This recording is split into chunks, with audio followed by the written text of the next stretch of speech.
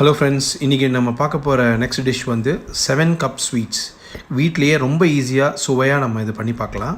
அதுக்கு தேவையான பொருட்கள் வந்து 1 கப்பு கடலை மாவு, பேசன் ஃப்ளாரு, அப்புறம் 1 கப்பு கிரேட்டட் கோகோனட் அதாவது துருவின தேங்காய், அப்புறம் 3 கப்பு வந்து சுகர், நார்மல் சுகராக இருக்கலாம். அப்புறம் அதுக்கு 1 கப்பு மில்க்கு, காய்ச்சின பாலாக இருக்கலாம் இல்லை கோல்டு மில்காக இருக்கலாம். அதுக்கப்புறம் 1 கப்பு நெய். முக்கியமாக இது எல்லாமே வந்து ஒரே மெஷர்மெண்ட்டில் வச்சுக்கோங்க. இது எப்படி பண்ண போகிறோன்றதை நான் இப்போ கேட்டுடலாம். மஞ்சு சொல்லுங்கள் இப்போ என்ன பண்ணணும் அப்படின்னு. ஒரு நான்ஸ்டிக் பேன் எடுத்துக்கோங்க. ஏன்னா இதுக்கு மெயினாக வந்து நான்ஸ்டிக் பேன் இல்லாட்டா அடி கனமாக இருக்கிற ஒரு திக் கடாயில் கடலை மாவு ஃபஸ்ட்டு கொஞ்சம் வறுத்துக்கணும்.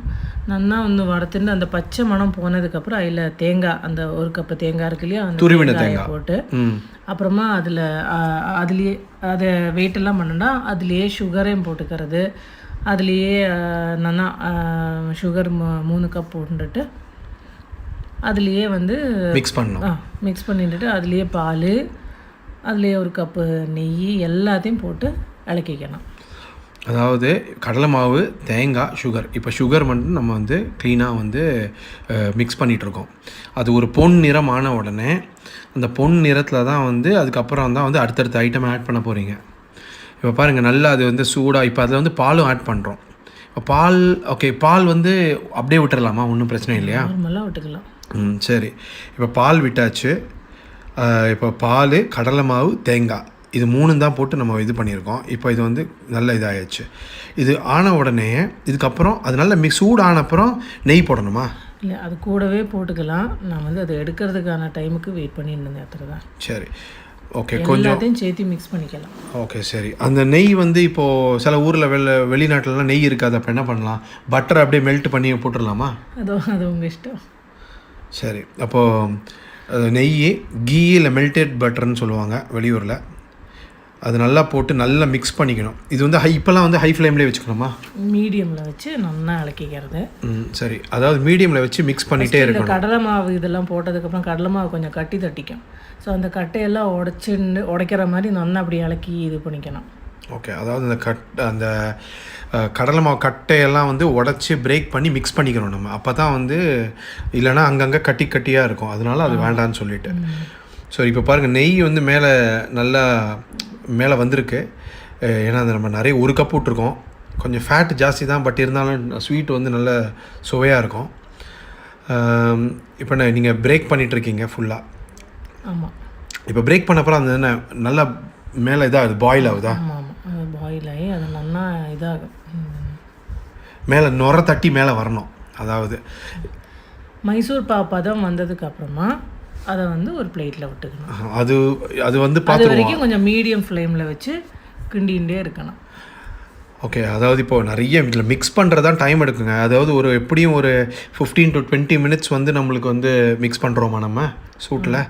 ஏன்னா இது வந்து இந்த அல்வா செய்கிற மாதிரி, அல்வா இந்த மைசூர் பாக்குன்னு சொல்லுவாங்க, மைசூர் பாக்கு செய்கிற மாதிரி மிக்ஸ் பண்ணிகிட்டே இருக்கணும். அல்வா வேறு, மைசூர் பாக்கு வேறு. அதான் அல்வாக்கும் கிண்ட தான் செய்வாங்க, மைசூர் பாக்கும் கிண்ட தான் செய்வாங்க. அதை தான் சொல்ல வந்தேன். இது வந்து இப்போ மைசூர் பாக்கு கிண்டுற மாதிரி மிக்ஸ் பண்ணிகிட்டே இருக்கணும். அது வந்து கட்டையாற வரைக்கும் மிக்ஸ் பண்ணிகிட்டு இருக்கோம். இப்போனா அந்த நெய்யெல்லாம் வந்து மேலே வருது, கேரமலைஸ் ஆகி அந்த மைசூர் பாக்குக்கு இந்த சுகர் வேறு, அந்த இது வேறு, கடலை மாவு வேறு, நெய் வேறு செப்பரேட் ஆகும் இல்லையா, அந்த மாதிரி ஆறுது வரைக்கும் நல்லா நம்ம கிண்டின்னு இருக்கணும். இது இப்போ இந்த ஃபுல் ப்ராசஸுமே கிண்டுற ப்ராசஸ் தான், ரொம்ப நேரம் ஆகும். ஓகே, இப்போ பாருங்கள், நல்லா அது மிக்ஸ் பண்ண நம்மளுக்கு அந்த கீயும் வருது மேலே. சைடெல்லாம் பார்த்தீங்கன்னா அந்த எல்லோ கலரில் அந்த கடலை மாவோட அந்த இது வருது பார்த்தீங்களா, அந்த மாதிரி வரணும். ஓகே, இப்போ அது அல்வா மாதிரி பாருங்கள். தனியாக அது நான்ஸ்டிக் பேன் அதுக்கு தான் நம்ம யூஸ் பண்ணிக்கணும். இல்லைனா திக்கான வந்து கடாய் யூஸ் பண்ணிக்கணும். இல்லைனா அந்த சூட்டுக்கு வந்து ஒட்டின்றோம். இப்போ இது ஒட்டாமல் வரணும். அது மிக்ஸ் பண்ண நான்ஸ்டிக் பேன் ப்ரிஃபர் பண்ணுவேன் நான், ஒட்டிக்காதது ஈஸி. அதனால் சரி, சூப்பர். இப்போ நல்லா பாருங்கள், இப்போ ஒரு அல்வா மாதிரி அது நடுவில் அந்த இதை வந்து ஸ்பூனை வந்து இது பண்ணிங்கன்னா, நீங்கள் சும்மா அல்வா சொல்கிறேன், இது அல்வா இல்லை, பட் அல்வா தான் எக்ஸாம்பிள் அதுக்கு.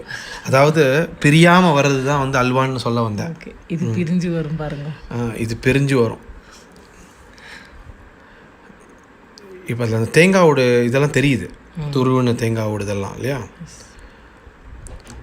ஓகே, இப்போ இது வந்து இதை பார்த்தா அந்த பால்கோவா டைப்பில் இருக்குது, அதாவது மில்க் அல்வா சொல்லுவாங்க இல்லையா, அந்த மாதிரி. இன்னும் இப்போ இது மாதிரி ஆல்மோஸ்ட் நம்மளுக்கு இந்த ப்ராசஸே வந்து ஒரு 15-20 நிமிஷம் ஆயிடுச்சு. நெய் வேற அந்த இது வேற தனித்தனியாக அப்படி விட்டு ஒட்டிக்காய்க்கு இப்படி வரும் பாருங்க. இது பார்த்தா ஒரு பால் மாதிரி எடுக்கலாம் போல இருக்கு, அந்த அளவுக்கு ஒட்டாமல் வந்துருச்சு இப்போது. இதை வந்து ஒரு பிளேட்டில் நெய்யை தடவிட்டு அதில் இந்த கிண்டின கடலை மாவு இதெல்லாம் போட்டு. ஆனால் பிளேட்டில் மெயினாக நெய்யை தடவணும், இல்லைன்னா ஒட்டிடும். ஓகே, ஸோ பிளேட்டில் நெய்யை தடவிட்டு இதை அப்படியே நம்ம வந்து கொட்டிட்டோம். அப்படியே நல்லா வந்திருக்கேன் பார்த்தாலே வந்து. ஒரு 2 நிமிஷம் வெயிட் பண்ணிவிட்டு அந்த சூடு ஒன்று தனியாகிறதுக்கு ஆறுனதுக்கப்புறமா, லைட்டாக ஆறுனதுக்கப்புறமா அதில் வந்து ஒரு கத்தியை போட்டு பீஸ் பண்ணணும். நம்ம டைமண்டாக போடலாம், ஸ்கொயராக போடலாம், எப்படி வேணாலும் போடலாம். இஷ்டம். உங்கள் பசங்களுக்கு ஹார்ட்டு பிடிக்குன்னா ஹார்ட்டு ஷேப்பில் போடலாம்.